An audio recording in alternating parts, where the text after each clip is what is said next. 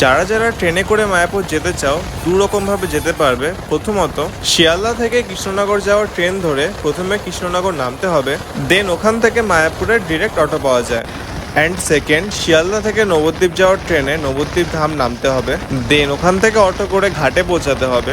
ঘাট থেকে নদীর ওপারে যাওয়ার জন্য লঞ্চ বা নৌকা দুটোই পেয়ে যাবে। ওপারে পৌঁছে ইসকন মন্দির যদি হেঁটে যাও তাহলে লাগবে 10 মিনিটের মতো, আর ওখান থেকে টোটো অ্যাভেলেবেল পেয়ে যাবে। যদি টোটো করে যাও তাহলে লাগবে 4 থেকে 5 মিনিট। অ্যান্ড ট্রেন ছাড়াও তোমরা ধর্মতলা থেকে ডিরেক্ট বাস পেয়ে যাবে, যেটা ইসকন মন্দিরের সামনেই নামাবে। তো এরকম কাজের ফাঁকে একদিনের জন্য বা দুদিনের জন্য ঘুরে আসা কিন্তু প্রত্যেকের জন্যই দরকার। অ্যান্ড গাইজ, আজকের ওয়েদারটাও কিন্তু একদম অসাধারণ। এরকম ওয়েদারে যদি এরকম একটা রোড হয় তাহলে কিন্তু বাইক চালায় একটা আলাদাই মজা।